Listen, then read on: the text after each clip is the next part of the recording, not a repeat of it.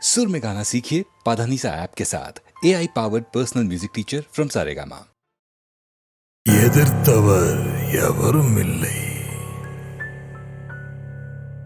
வெறுத்தவர் நாங்கள் இல்லை, முடிக்கின்ற கதையும் இல்லை, முளைக்கின்ற விதை என்றோ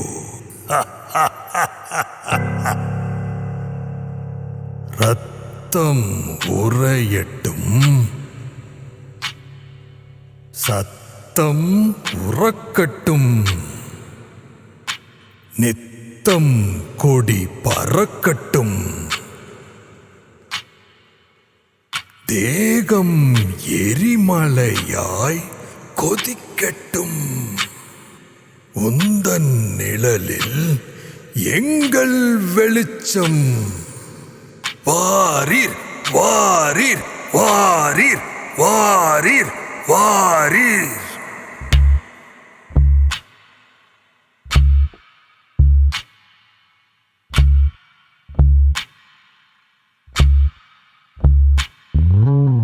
தனித்து வாழும் கூட்டமடா, அரசனே எங்கள் இறைவனடா, இறந்தும் பிறக்கும் ஜீவனடா, சரித்திரம் அவன் பிறவியடா.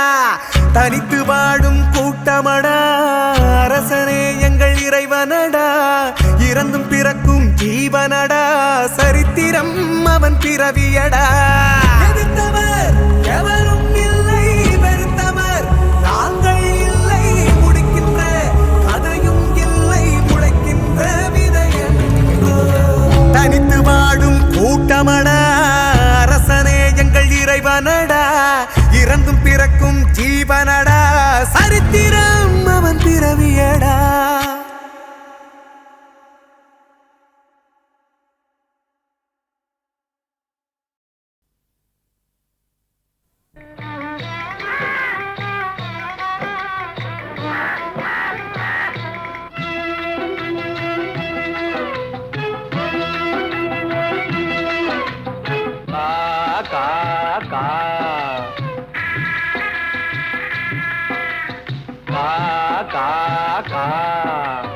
ஆகாரம் உண்ண எல்லோரும் ஒன்றாக அன்போடு ஓடிவாங்க, ஆகாரம் உண்ண எல்லோரும் ஒன்றாக அன்போடு ஓடிவாங்க என்ற அனுபவ பொருள் விளங்க, அந்த அனுபவ பொருள் விளங்க காக்கை அண்ணாக நீங்கள் அழகான வாயால் பண்ணாக பாடுறீங்க.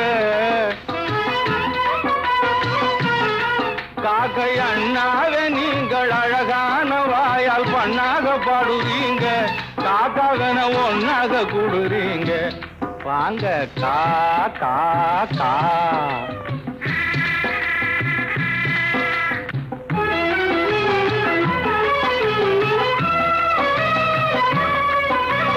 சாப்பாடு இல்லாம தவிக்குதுங்க, எனக்கும் பாடு போட்டு மனம் குமுறுதுங்க.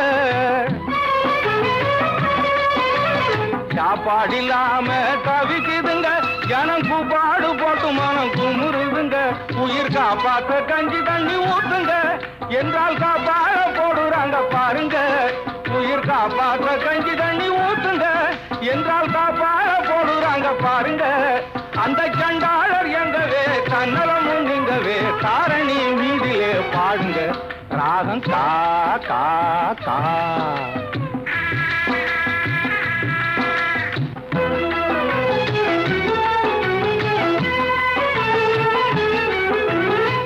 எச்சிலை தண்ணிலே எரியும் சோத்துக்கு பிச்சைக்காரர் சண்டை ரோட்டிலே, பிச்சைக்காரர் சண்டை ரோட்டிலே. எச்சிலை தண்ணிலே எரியும் சோத்துக்கு பிச்சைக்காரர் சண்டை ரோட்டிலே. இழைத்தவன் வலுத்தவன் இனச்சண்டை பணச்சண்டை, இழைத்தவன் வலுத்தவன் இனச்சண்டை பணச்சண்டை.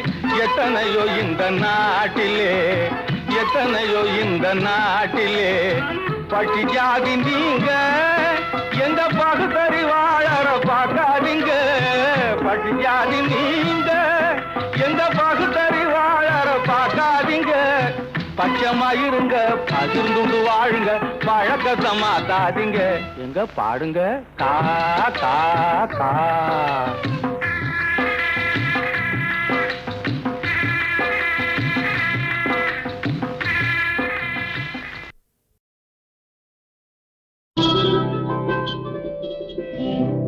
நாளை உலகை ஆள வேண்டும் உழைக்கும் கரங்களே இந்த நாடு முழுதும் மலர வேண்டும் புரட்சி மலர்களே புரட்சி மலர்களே உழைக்கும் கரங்களே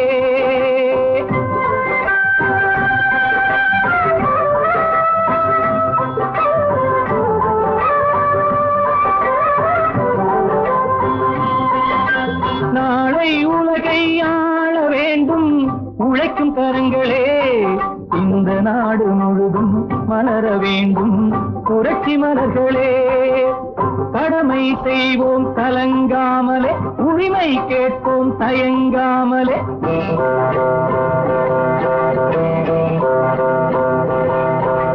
கடமை செய்வோம் கலங்காமலே உரிமை கேட்போம் தயங்காமலே வாருங்கள் தோழர்களே ஒன்றாய் வாருங்கள் தோழர்களே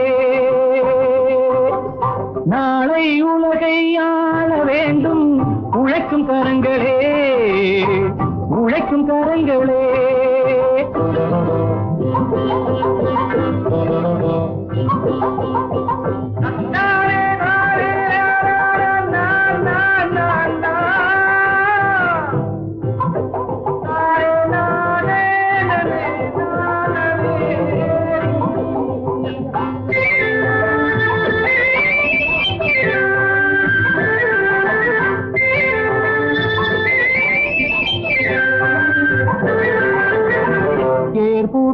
தோளில் வைத்து இல்லாமை வீட்டில் வைத்து ஏற்பூட்டி தோளில் வைத்து இல்லாமை வீட்டில் வைத்து போராடும் காலம் எல்லாம் போனதம்மா எல்லோர்க்கும் யாவும் உண்டு என்றாகும் காலம் இன்று நேராக கண்ணில் வந்து தோன்றுதம்மா விடியும் வேளை வரப்போகுது தர்மம் தீர்ப்பை தரப்போகுது நியாயங்கள் சாவதில்லை என்றும் நியாயங்கள் சாவதில்லை நாளை உலகை ஆள வேண்டும் உழைக்கும் கரங்களே உழைக்கும் கரங்களே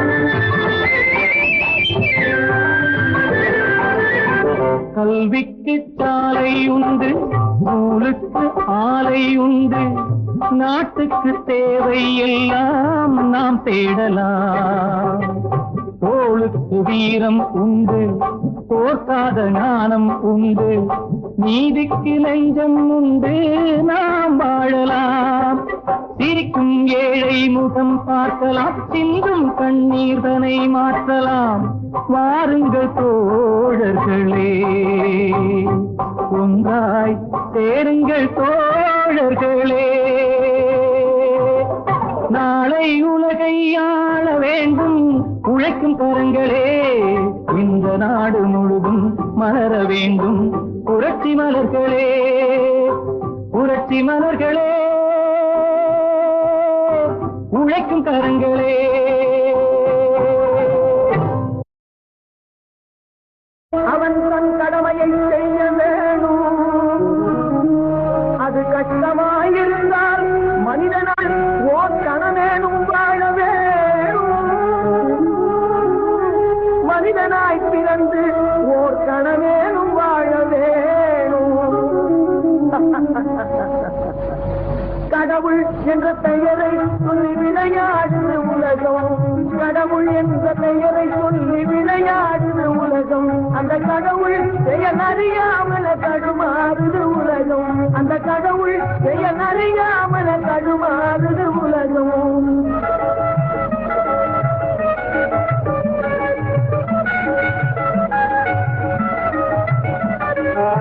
பேய்களை எல்லாம் என்னாச்சு என்னை நாயாக்கிதான் ஞான தங்கமே நியாயம் இராது மோடி ஞான தங்கமே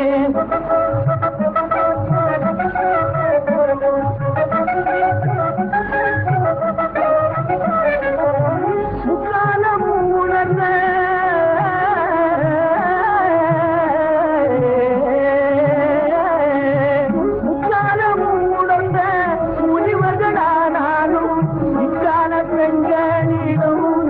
தங்கமே ஏமாந்து போவாரடி ஞான தங்கமே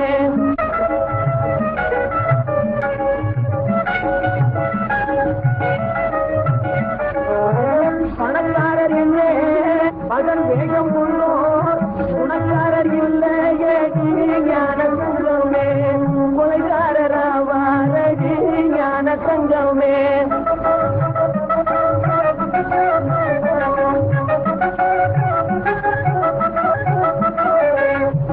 தன்னலம் வேணும் உலகம் தன்மையை இல்லா உலகம் தன்னலம் வேணும் உலகம் தன்மையை இல்லா உலகம் இன்னல் தரும் உலகமடி இன்னல் தரும் உலகமடி ஞான தங்கமே என்று தந்திருந்து மோடி ஞான தங்கமே கடவுள் என்ற பெயரை சொல்லிது உலகம்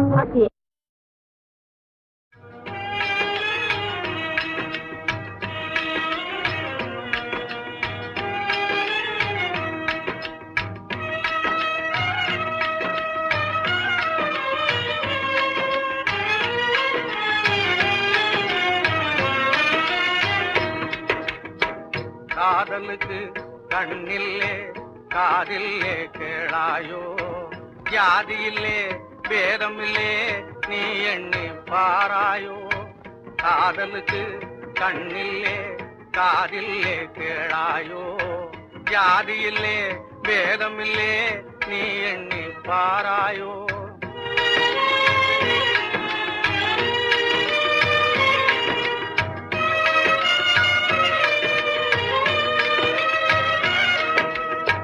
வாலிபத்தின் வானத்திலே வர்ணவில்லும் தோணுமடா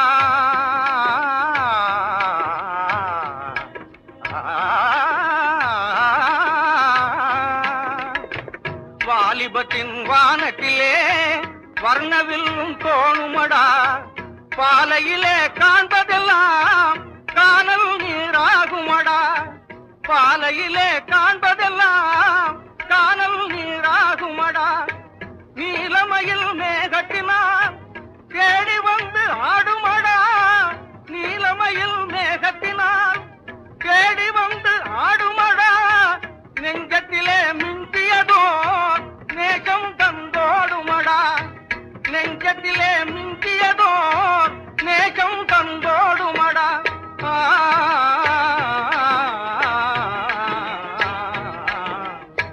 காதலுக்கு கண்ணில்லே காதில்லே கேளாயோ ஜாதியில்லே பேதமில்லே நீ எண்ணி பாராயோ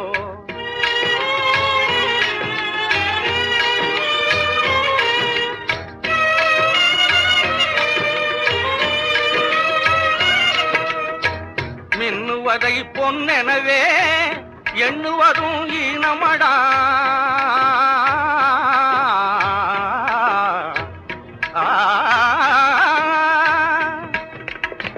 மின்னுவதை பொன்னெனவே எண்ணுவதும் ஈனமடா புன்னகையின் ஜாடையிலே மயங்குவதும் மாயையடா புன்னகையின் ஜாடையிலே மயங்குவதும் மாயையடா கண்ணிலாடும் பாவையிலே காதல் பிம்பம் காணுமடா கண்ணிலாடும் பாவையிலே காதல் பிம்பம் காணுமடா காளையான வயதினிலே கட்டுப்பாடு வேணுமடா காளையான வயதினிலே கட்டுப்பாடு வேணும்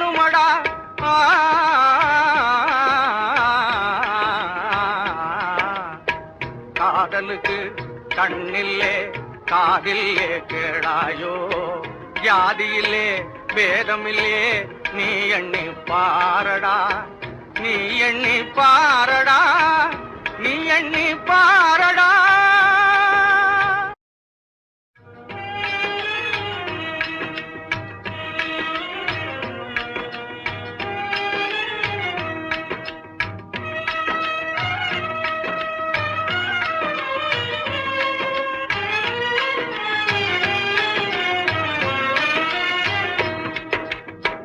காதலுக்கு கண்ணில்லே காதில்லே கேளாயோ ஜாதியில்லே பேதமில்லே நீ எண்ணி பாராயோ காதலுக்கு கண்ணில்லே காதில்லே கேளாயோ ஜாதியில்லே பேதமில்லே நீ எண்ணி பாராயோ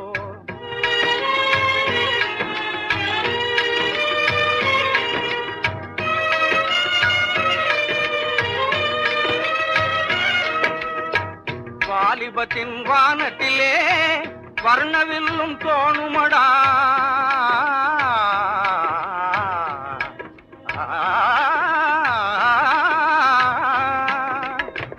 வாலிபத்தின் வானத்திலே வர்ணவில்லும் தோணுமடா பாலையிலே காண்பதெல்லாம் காணல் நீராகுமடா பாலையிலே காண்பதெல்லாம் காணல் நீராகுமடா நீலமயில் மேகத்தினால் தேடி வந்து ஆடுமடா நீலமயில் மேகத்தினால் தேடி வந்து ஆடுமடா நெஞ்சத்திலே மிஞ்சியதோ நேசம் தந்தோடுமடா நெஞ்சத்திலே மிஞ்சியதோ நேசம் தந்தோடுமடா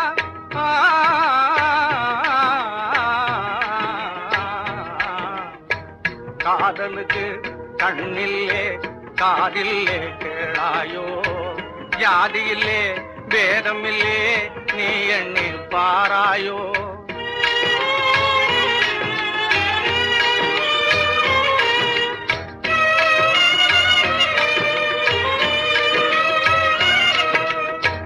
மின்னுவதை பொன்னெனவே எண்ணுவதும் ஈனமடா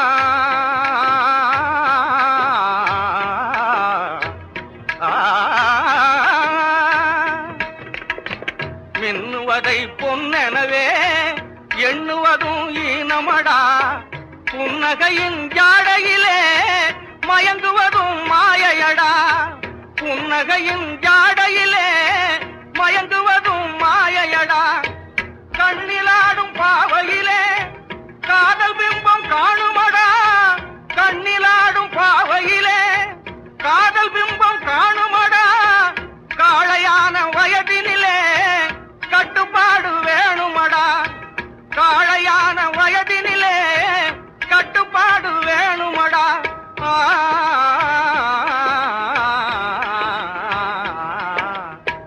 காதலுக்கு கண்ணில்லே காதில்லே கேளாயோ ஜாதியில்லே பேதமில்லே நீ எண்ணி பாரடா நீ எண்ணி பாரடா நீ எண்ணி பாரடா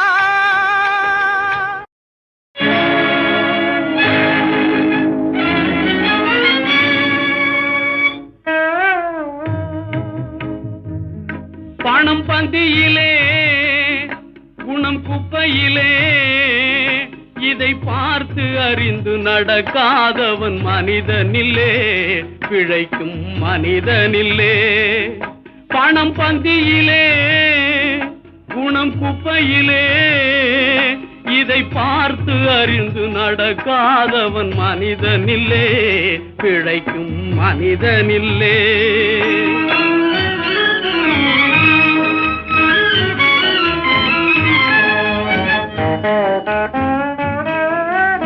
ஒண்ணும் தெரியா ஆளானாலும் பணம் இருந்தாலே அவனை உயர்த்தி பேச மனித கூட்டம் நாளும் தப்பாதே ஒண்ணும் தெரியா ஆளானாலும் பணம் இருந்தாலே அவனை உயர்த்தி பேச மனித கூட்டம் நாளும் தப்பாதே என்ன அறிவு இருந்திட்டாலும் பணமில்லாத ஆளை என்ன அறிவு இருந்திட்டாலும் பணம் இல்லாத ஆளை உலகம் எந்த நாளும் மனிதனாக மதிக்க மாட்டாதே.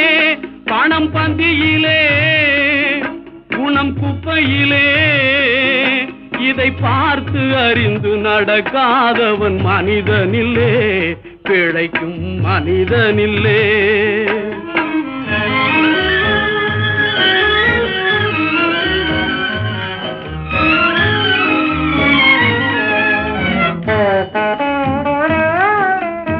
ஆளையாளு புகழ்வதெல்லாம் பணத்துக்காகத்தான். பணம் அகன்று விட்டால் புகழ்ந்த கூட்டம் இகழும் உண்மைத்தான். ஏழ்மை நிலை வந்தால் நேசர் யாரும் இல்லை. ஏழ்மை நிலை வந்தால் நேசர் யாரும் இல்லை. இதை எண்ணி பார்த்து நடக்காதவன் அடைவான் தொல்லை. பணம் பந்தியிலே குணம் குப்பையிலே இதை பார்த்து அறிந்து நடக்காதவன் மனிதனில்லே, பிழைக்கும் மனிதனில்லே.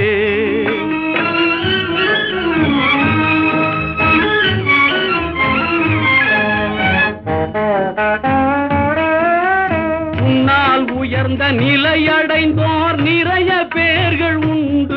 அவர்கள் உனது நிலை தாழ்ந்த பின்பு ஒதுங்குவார்கள் கண்டு. மண்ணாய் அவரை மதித்து நீயும் துணிவுமே கொண்டு. மண்ணாய் அவரை மதித்து நீயும் துணிவுமே கொண்டு. நாளும் முயன்று மேலும் பாடுபட்டால் வெற்றியும் உண்டு. பணம் பந்தியிலே குணம் குப்பையிலே இதை பார்த்து அறிந்து நடக்காதவன் மனிதனில்லே, பிழைக்கும் மனிதனில்லே. பணம் பந்தியிலே குணம் குப்பையிலே.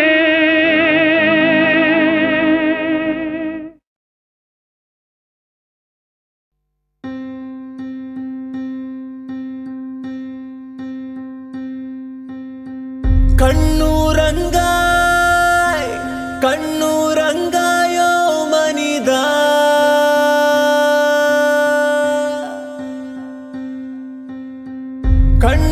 கண்ணூரங்காய் கண்ணூரங்காயோ புனிதா.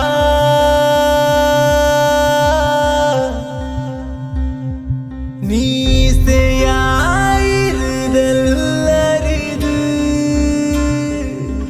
தீமை வருடும் பொழுது. மனம் ஓய்ந்திடும் பொழுது இதை வழியே பழகு. போராடு தோழா,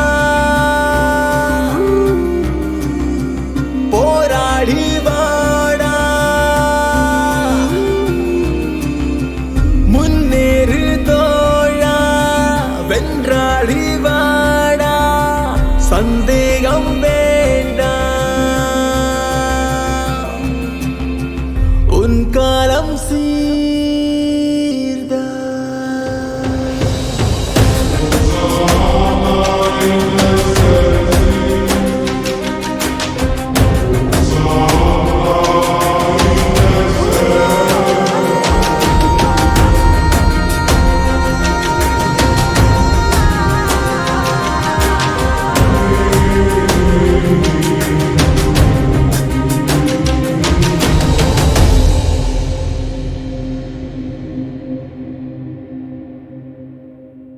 வானில் எங்கும் முந்தன் பிம்பம், காற்றில் முற்றும் முந்தன் வாசம். வாசலின் முன்பு தினம் காத்து நின்றேன். கண்ணில் ஏக்கம் கொண்டே உன்னை காண நின்றேன். வல்லூரின் கூற்றா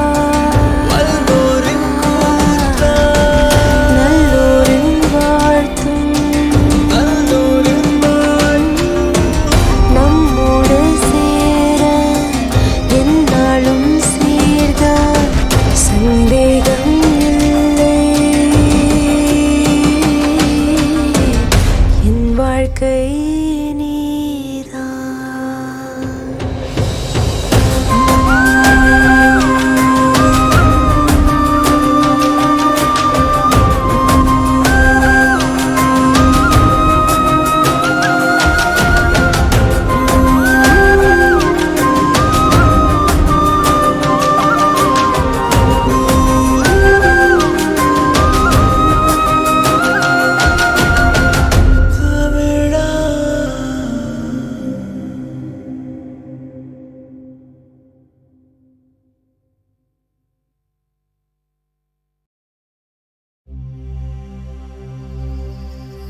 ஏல ஏல ஏல ஏலல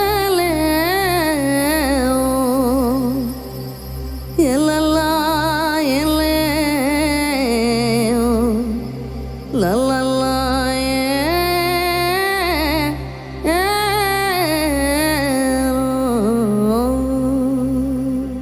இளம்மா ஏலோ இளம்மா ஏலோ இவளுக்கு ஏதாகும் ஏலோ ஊரம்மா ஏலோ ஊரம்மா ஏலோ கூறாத கதை இங்க நூறோ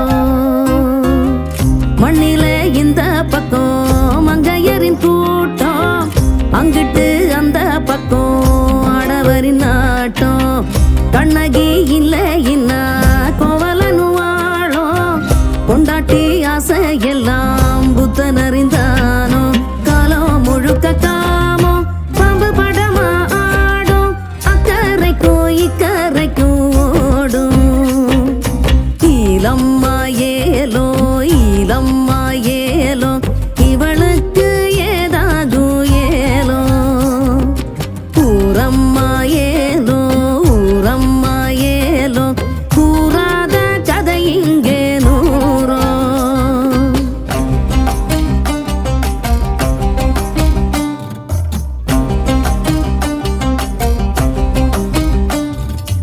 ஆசை ஓராசை ஆணின் தோலாசை பொங்கும் பேராசை அட பூமி யாராசை அடி ராசாத்தி ராசாத்தி ஏதாகுமோ அட தல கீழ ஒருவேளை கதை மாறுமோ இளம்மா ஏலோ இளம்மா ஏலோ இவளுக்கு ஏதாகும் ஏலோ ஊரம்மா ஏலோ ஊரம்மா ஏலோ கூறாத கதை இங்க நூறோ கண்ணகி இல்லை இன்னா கோவலனு வாழோ கொண்டாட்டி ஆசை எல்லாம் புத்தன் அறிந்தானோ சமத்துவம் இல்லை இன்னா அதன் பெயர் நாடோ சரித்திர ஓட எல்லாம் பெண்ணின் கண்ணின் நீரோ தந்தானா தானே தந்தானா தானே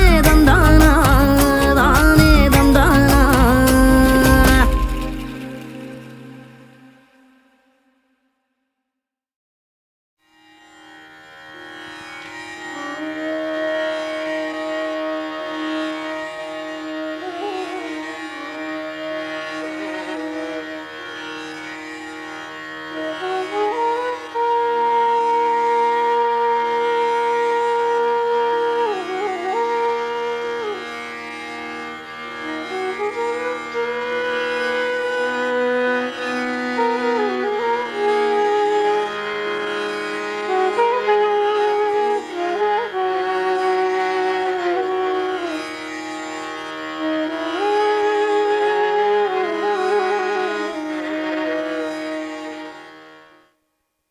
Fear management is a very important dimension in life. There's a beautiful story I read. Mullah Nasruddin, a Sufi character, was driving his car and his friend observed that every time there was a honking of a lorry, Mullah is to literally shiver. At the end of this journey, his friend asked, Mullah, why is that only the honking of a lorry you seem to shiver, not the honking of any other vehicle? He said, my wife has been eloped by a lorry driver.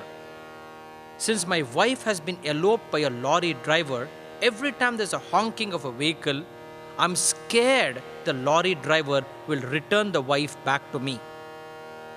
Friends, you see this, lot of people's life is lived out of fear. Bishas mataf pavate bisho deti surya. It is said in the Veda that everybody's life seems to be running out of fear, fear, fear. So life can be fear-oriented living or life can be love-oriented living. And the greatest gift you can give to yourself, if you can transform your life from fear-oriented living to love-oriented living, this transformation will make your life very juicy, very happy, very alive. If you closely observe, even people pray and their prayers are also out of fear. And hence this expression, you have to be God fearing. God is not something to be feared, God is something to be loved. And therefore, even our prayers are also born out of fear. And if your prayers are born out of fear, then you will find unconsciously you become manipulative in your very prayer itself. I always feel people are so unconscious, but because of unconsciousness, they are not aware of the fact that they are so manipulative that they themselves are not aware that they are manipulative.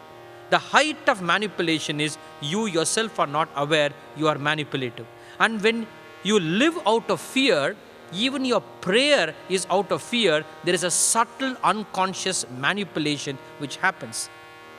There was a person who wanted to cross the river, and he had put all his money to build a beautiful palace, and therefore the final completion of his palace, he wanted to inaugurate the beautiful palace that he had built. And as he was crossing the river, suddenly there was a storm and the boat was about to be sunk. Suddenly this man turned to be very religious. He kneeled down and prayed, "Oh Lord, please save me, please save me. And if you save me, I promise you, I will sell the palace and offer it to the poor. At least I'll have the opportunity of seeing the palace that I have constructed." He kneeled down and turned to be very religious. And suddenly, like a miracle, the Lord heard his prayer and the storm subsided. The boat was no more threatened to be sunk. And suddenly this man realized, I think I was too fast in making a deal with the Lord. Maybe I was too fast. And as this soliloquy was going on in his mind, again the storm became turbulent. The boat was about to be sunk. And so again this man kneeled down and said, "Oh Lord, I was only joking with you. Can't you take the joke lightly? I promise you, when I see the palace, I will sell the palace and offer it to the poor." Again the storm subsided, and now he knew that I better sell the palace and offer it to the poor. He came to the other side of the shore, he saw the beautiful palace, and his manipulative mind created a device. He bought a cat, tied the cat to the palace, and started announcing to people. He says, "Anybody who buys the palace, you can buy it for only 100 rupees. But whoever buys the palace must buy the cat, and the cat is 5 million rupees." He went on making this announcement. One of them bought the palace, gave 100 rupees, bought the cat, which is 5 million, and then an interesting thing happened. He went to the temple, said, "Oh Lord, I'll keep up my word. Now, I said the proceed of the palace I'm giving it to the poor. The proceed of the palace is only 100 rupees, so you take it. The cat is my cat," and he takes the 5 million and goes away. We are so manipulative that we ourselves are not aware we are manipulative. So if your life is lived out of fear, even our prayers become highly manipulative. And therefore the greatest gift that we owe ourselves is transform fear-oriented living to love-oriented living. And if that happens, you find your life becomes extremely powerful, or else your life is lived out of fear. And when your life is lived out of fear, there is no strength in life, there is no power in life, and therefore fear has to be transformed. Goodness should come from strength and not from weakness. I find a lot of people are good, but their goodness is not coming from strength. They are good because they have no courage to be bad. When you have no courage to be bad and then you are good, your goodness is not coming from strength. And if goodness comes from strength, then you will find life is very, very powerful. And your goodness cannot come from strength because there is always an undercurrent fear. And this fear literally starts eating people's life. To handle fear from a yogic approach, from a wise approach, is a very important education that we have to expose ourselves. People always come and say, "Swamiji, how to handle fear?" First, I tell them, you know what is the meaning of the word fear, or what is the spelling of the word fear? F-E-A-R. Most of people's fear are fantasized experience appearing real. You know, in my workshop called Life Program, which is a 3 days workshop, I work on using spirituality for self-development. I always make people come there and say, how many of you are scared of public speaking? And there will be always a group of people who are scared. I make people come up there, stand on the stage, and just tell them, just look at the audience. And if possible, say a few words. And you will find people literally shivering. Just looking at the audience, people are scared. Their legs start jittering, hands start shaking there, just looking at the audience. Then I tell people, study has shown there are 3 to 4 great fears. And you have to be aware of these 3 to 4 fears and handle it wisely. One of the greatest fears, according to research, has been the fear of public speaking. Second is the fear of death. Third is the fear of insecurity. Fourth is the fear of rejection. And of all the fears, the fear of public speaking, people are afraid more than the fear of death. Now, what is so difficult of public speaking? So I make people stand and say, what is that you are really afraid of?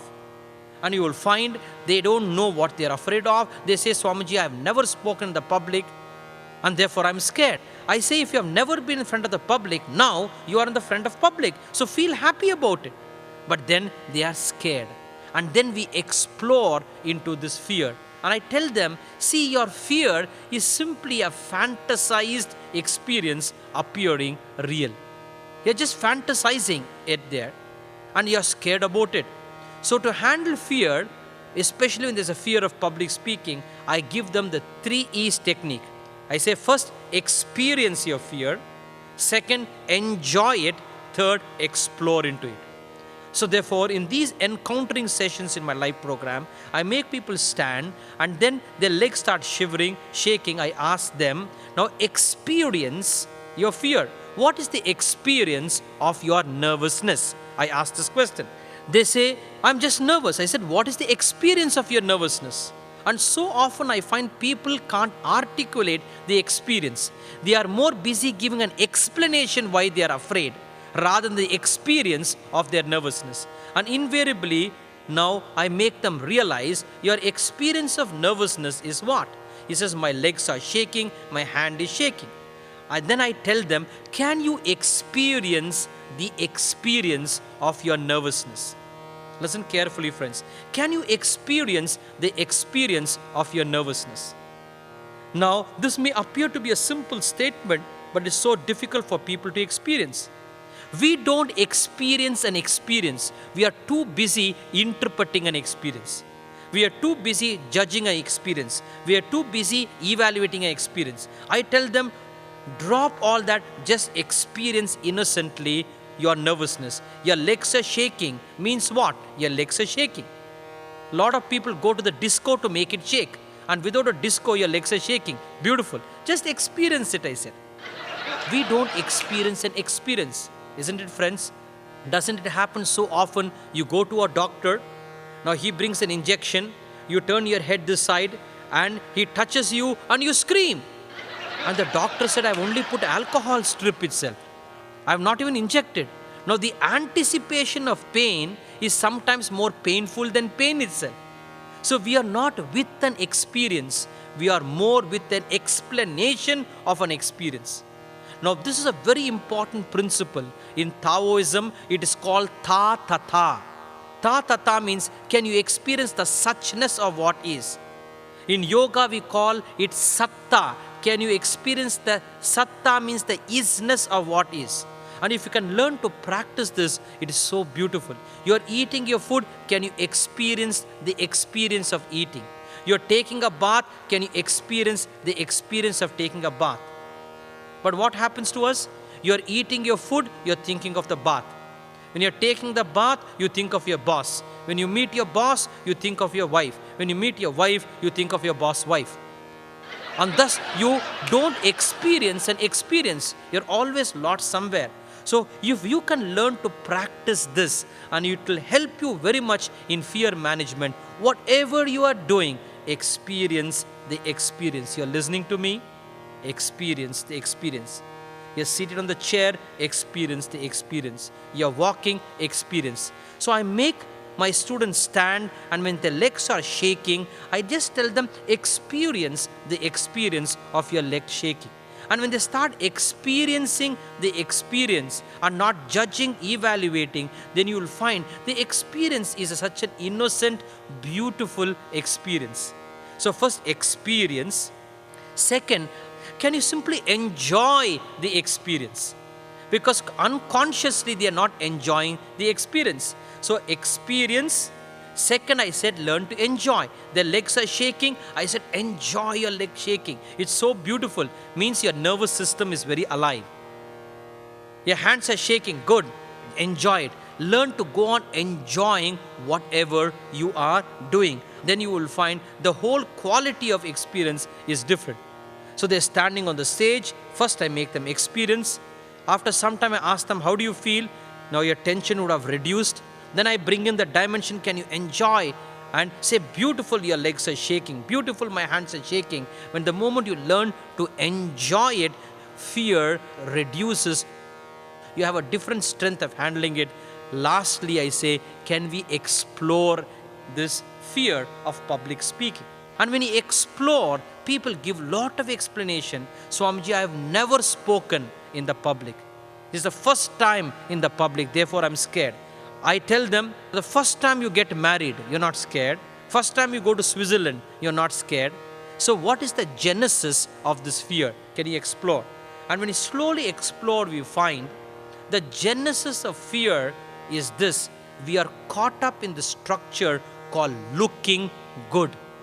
There are three important structures. There is looking good, feeling good, and being good. You're standing in front of the people. Now you are scared. The genesis of fear is you're looking good. Not physically, but psychologically you want to look good. Psychologically, what are people talking about me?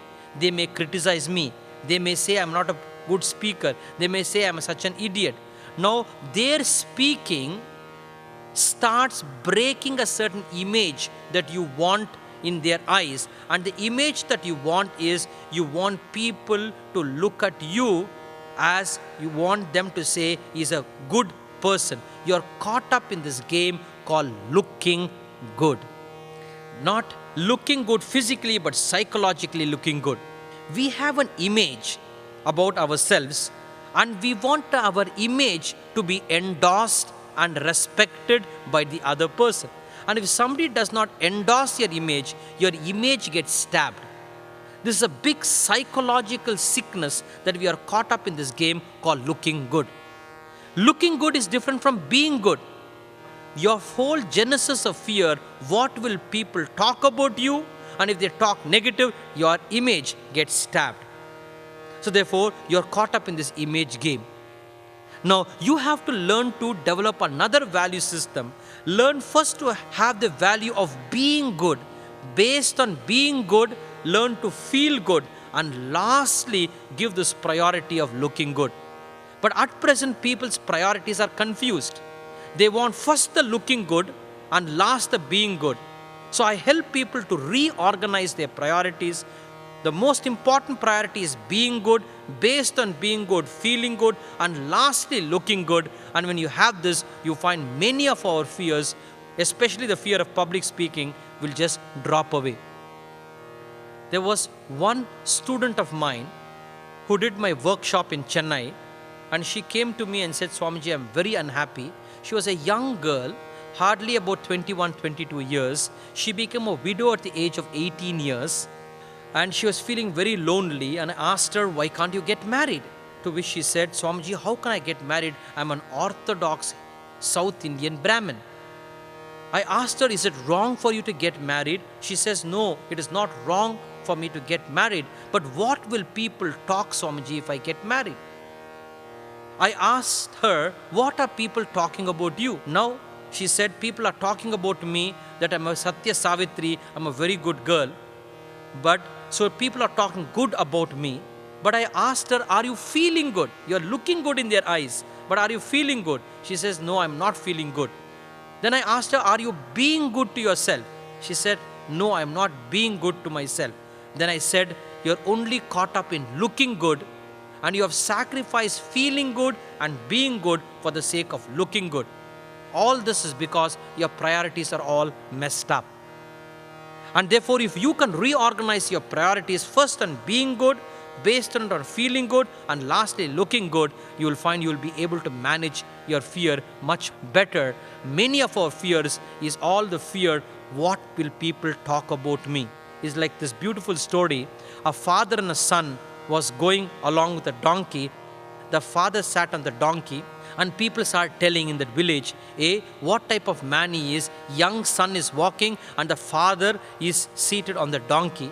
The father heard this, so he got down and made their son sit on the donkey. Again, villagers started speaking, what type of father he is. The old man is walking, the young son is seated on the donkey. What type of education he is giving. He heard this, and again, both of them sat on the donkey.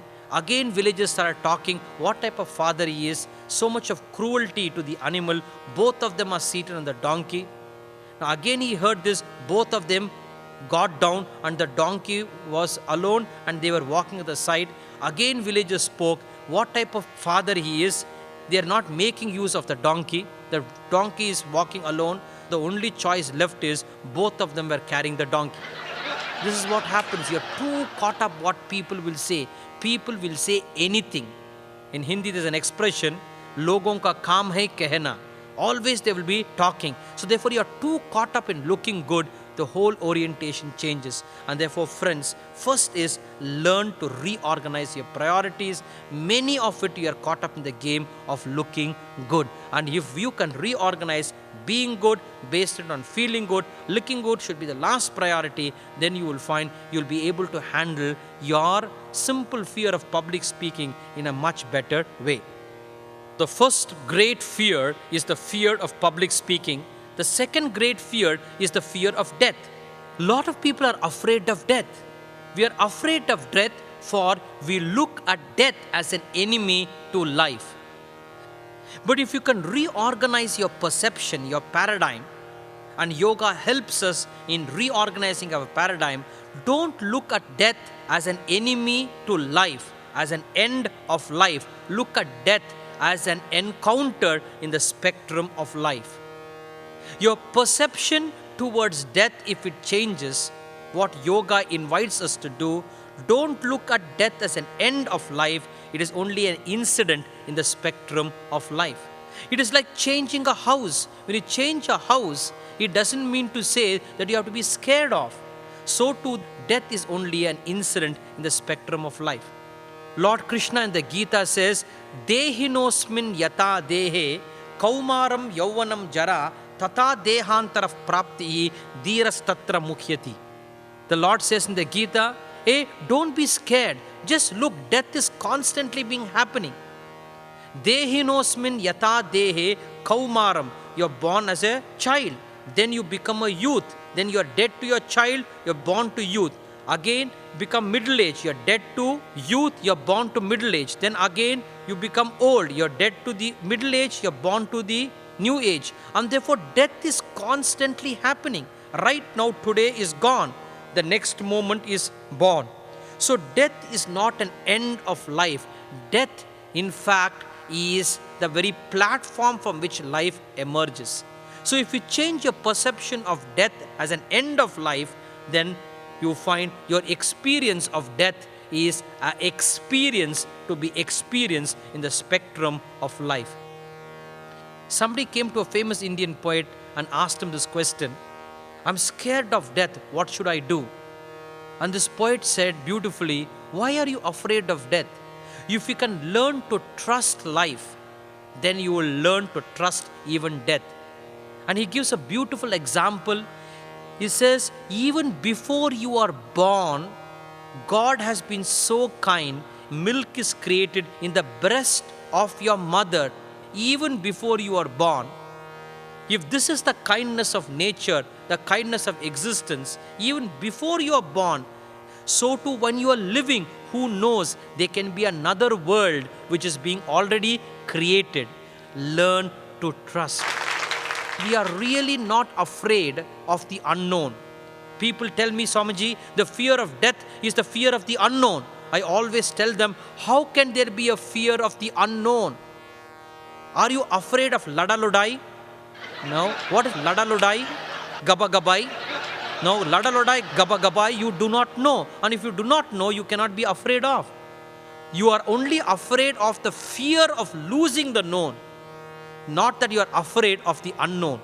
This poet says, even before you are born, nature has been so kind, so too as you are living, there can be another world created to you. So therefore, learn to trust. And if you can bring this energy called trust in your life, you will find you will be able to get over the fear of death. Hence, Lord Krishna in the Gita says, Shraddhavan labate jnanam. Learn to have Shraddha, he says. Once when you have trust, then you will find life becomes extremely powerful and you can manage your fear wisely. Listen to this beautiful Sufi story. There was a Sufi mystic who got married, and after marriage he has not even spent that night. The marriage party had to cross the river, and suddenly there was a storm, and when there's a storm, the whole boat was about to be sunk. Now the Sufi mystic was very relaxed because the necessary people were balancing the boat. But the Sufi mystic's wife got angry at the husband and said, are you not scared that we are going to die? We have not even lived for one day of married life, and so many years we are in a romantic relationship. Are you not scared? To which the Sufi mystic said, I am not scared.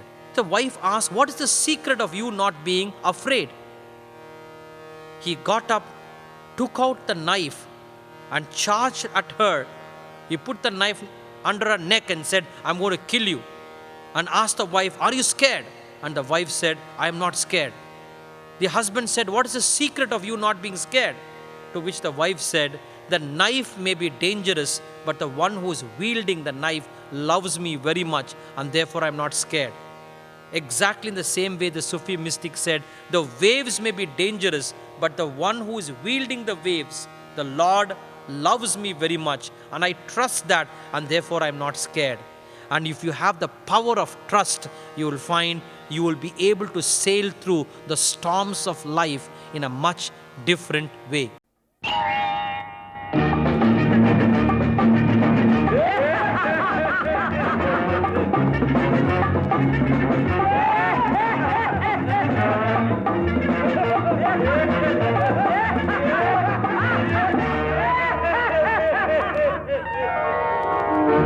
அங்கே சிரிப்பவர்கள் சிரிக்கட்டும், அது ஆணவச் சிரிப்பு.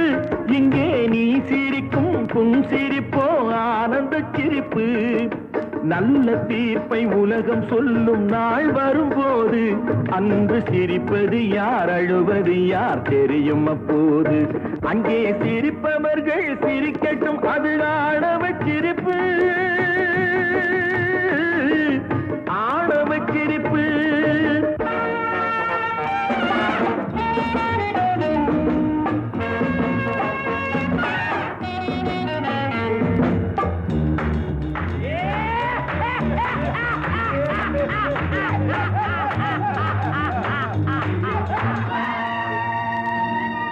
வயிறு வலிக்க சிரிப்பவர்கள் மனித ஜாதி, பிறர் வயிறெறிய சிரிப்பவர்கள் மிருக ஜாதி.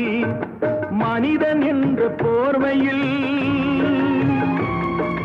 மிருகம் வாழும் நாட்டிலே, நீதி என்றும் நேர்மை என்றும் எழுதி வைப்பார் ஏட்டிலே, எழுதி வைப்பார் ஏட்டிலே. அங்கே சிரிப்பவர்கள் சிரிக்கட்டும், அது ஆணவச் சிரிப்பு. இங்கே நீ சிரிக்கும் புன் சிரிப்போ ஆனந்தச் சிரிப்பு.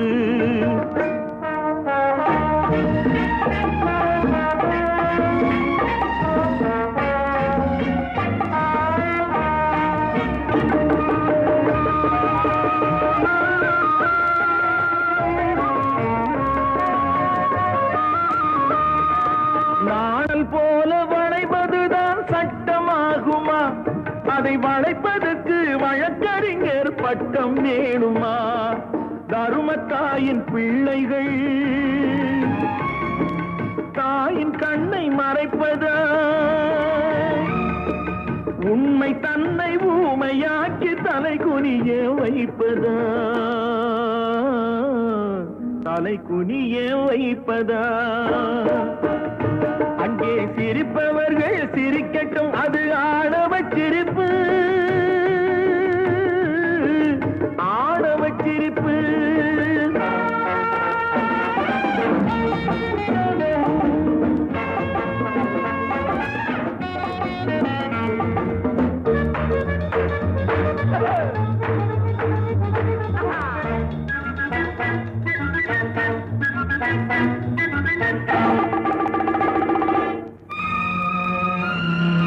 தோட்டம் காக்க போட்ட வேலி பயிரை தின்பதோ, அதை கேள்வி கேட்க ஆளில்லாமல் பார்த்து நிற்பதோ? நான் ஒரு கை பார்க்கிறேன், நேரம் வரும் கேட்கிறேன். பூனை அல்ல புலிதான் என்று போக போக காட்டுகிறேன்.